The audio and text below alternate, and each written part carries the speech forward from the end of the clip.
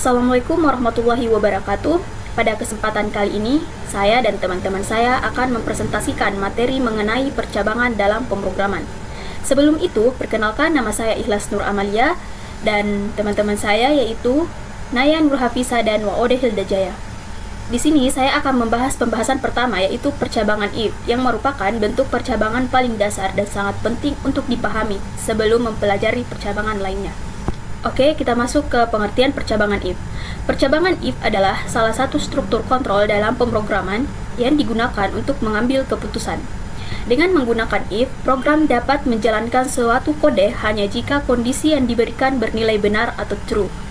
Jika kondisi tersebut bernilai salah atau false, maka kode di dalam if tidak akan dijalankan. Secara sederhana, konsep if bisa kita pahami seperti ini. Jika suatu syarat terpenuhi, maka lakukan sebuah aksi. Saya akan memberikan contoh dalam kehidupan sehari-hari, yaitu jika hujan turun, maka kita membawa payung. Jika hujan tidak turun, maka kita tidak membawa payung. Ini prinsip yang sama juga berlaku dalam pemrograman.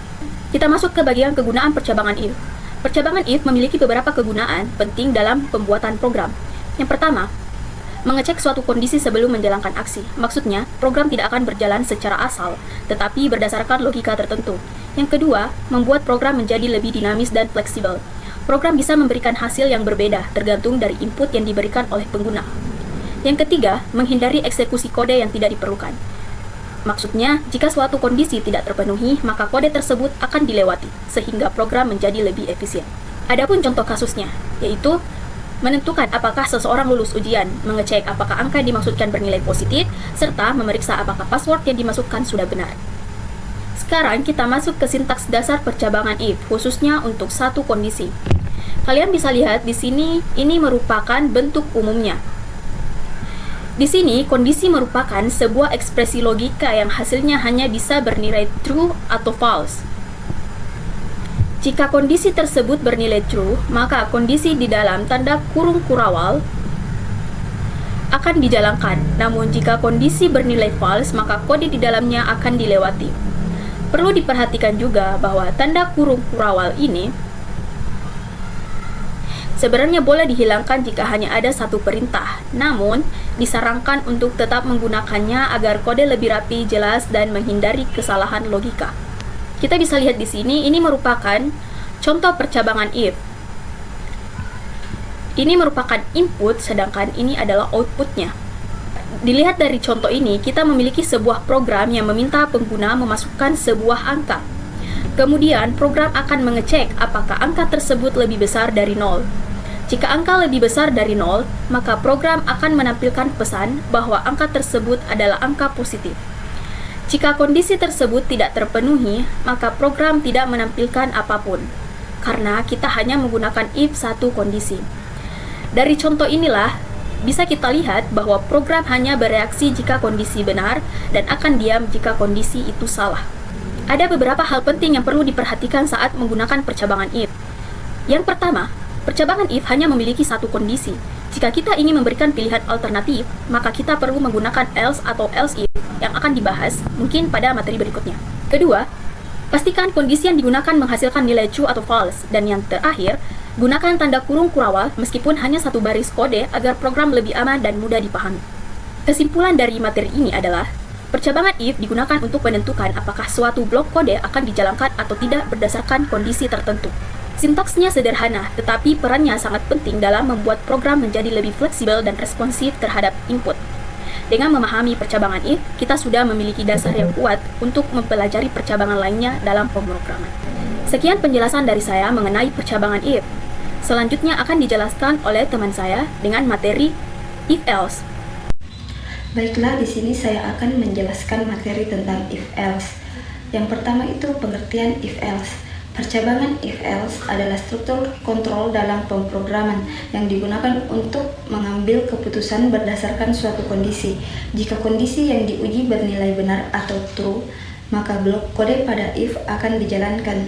Sebaliknya, jika kondisi salah atau false, maka blok kode pada else yang dijalankan. Fungsi dan kegunaan if else. If else digunakan ketika program memiliki dua kemungkinan. keputusan.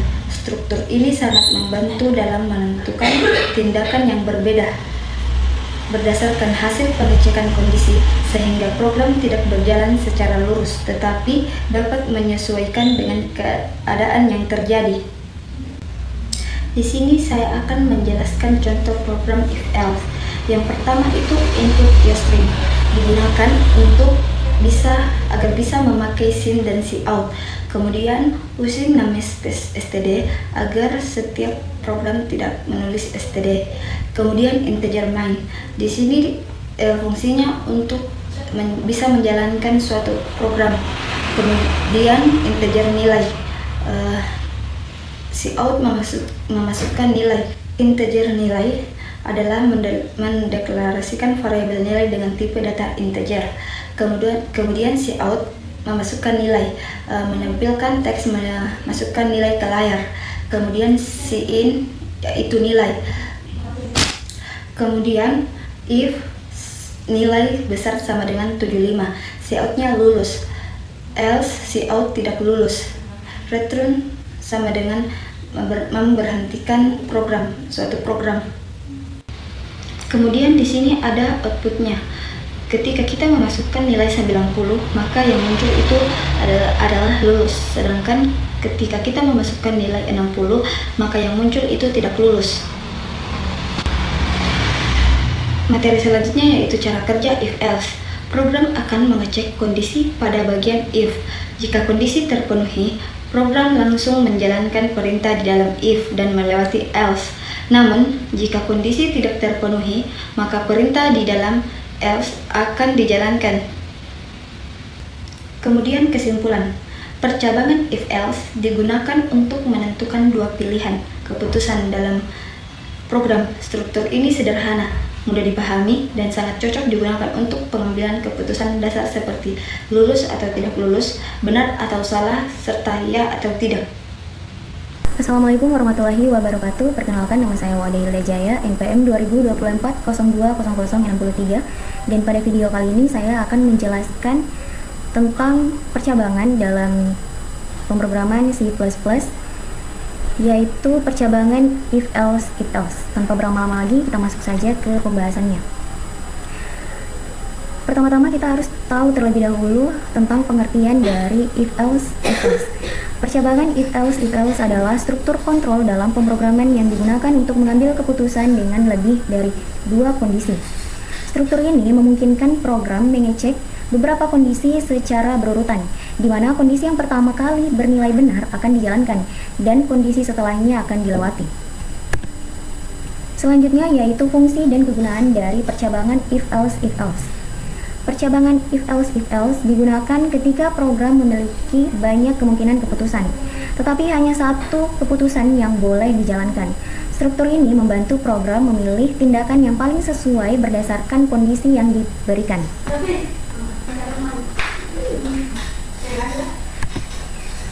Selanjutnya kita beralih pada bentuk dasar dari percabangan if-else. Yang pertama yaitu ada if ini berisi kondisi pertama atau kondisi 1. Nah, jika kondisi pertama ini bernilai true atau benar, maka kode akan dijalankan. Tetapi jika dia bernilai salah atau false, maka dia akan berpindah ke kondisi kedua, yaitu else if. Else if ini berisi kondisi kedua. Dan jika dia bernilai true atau benar, maka kode akan dijalankan. Selanjutnya seperti itu terus. Dia bernilai false, maka dia akan melewati kondisi kedua dan berpindah ke kondisi ketiga. Selanjutnya pada bagian else, ini akan dijalankan ketika tidak ada satupun kondisi yang bernilai true atau benar. Baik, di sini kita akan membuat contoh program untuk percabangan if-else.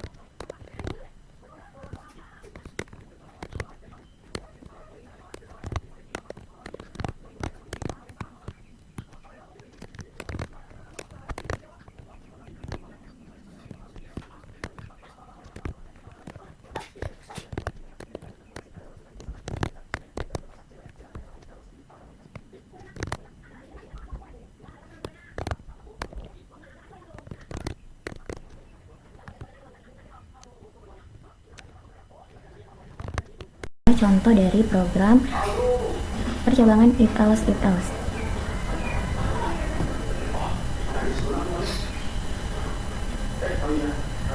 Oke, baik, di bagian di sini untuk nilai itu sendiri bertipe data integer, dan kita akan disuruh untuk memasukkan nilai. Nah, jika nilai yang kita masukkan itu lebih dari atau sama dengan 85, maka output atau hasil yang akan keluar adalah nilai A. Tetapi jika nilai yang kita masukkan itu adalah nilainya lebih dari atau sama dengan 75, maka output atau hasil yang akan keluar adalah nilai B. Jika nilai yang kita masukkan itu lebih dari atau sama dengan 65, maka output atau hasil yang keluar adalah nilai C. Tetapi jika tidak ada kondisi yang bernilai benar atau true, maka yang akan dijalankan adalah perintah else ini, sehingga output yang keluar adalah nilai D. Coba run programnya. Nah, di sini kita diperintahkan untuk memasukkan nilai. Contoh nilai yang saya masukkan adalah nilai yang lebih dari atau sama dengan 85. Di sini saya memilih angka 90. Hasil yang keluar adalah nilai A. Oke, kita coba lagi. Nah, di sini saya akan memasukkan nilai yang lebih dari atau sama dengan 75. Tapi saya akan mengambil nilai 80, maka yang akan keluar adalah nilai B. Oke, selanjutnya di sini saya akan mencoba semua kondisi dulu. Dan ini untuk kondisi yang ketiga. Nah, di sini saya akan memasukkan nilai sesuai dengan yang ada pada kondisi ketiga, yaitu nilainya harus lebih dari atau sama dengan 65. Maka di sini saya akan coba memasukkan nilai 70, maka outputnya keluar adalah nilai C. Oke, selanjutnya saya akan mencoba nilai yang tidak ada di antara ketiga kondisi ini. Nilai yang tidak tercantum di tiga kondisi ini. Oke, pada masukkan nilai di sini saya akan memilih nilai 50. Kita akan lihat outputnya apa yang akan keluar, nilai D. Ya, kenapa nilai D? Karena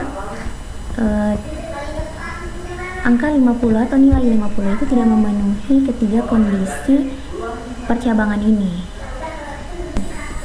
Selanjutnya kita beralih pada cara kerja percabangan if else. Program ini akan mengecek kondisi pertama pada if. Jika kondisi tersebut bernilai benar, maka blok kode dijalankan dan pengecekan berhenti. Tetapi jika salah, maka program akan melanjutkan pengecekan ke else if berikutnya. Apabila semua kondisi bernilai salah, maka blok kode pada else akan dijalankan sebagai kondisi terakhir. Nah, yang terakhir adalah kesimpulan. Kesimpulan dari pembahasan percabangan if else ini yaitu percabangan ini digunakan untuk pengambilan keputusan dengan lebih dari dua kondisi. Struktur ini membuat program menjadi lebih fleksibel dan terstruktur dalam menangani berbagai kemungkinan hasil berdasarkan kondisi yang diberikan. Mungkin itu saja pembahasan mengenai percabangan if else. Jika ada salah kata, mohon dimaklumi dan mohon dimaafkan. Saya akhiri dengan ucapan wabillahi taufiq wal hidayah. Wassalamualaikum warahmatullahi wabarakatuh.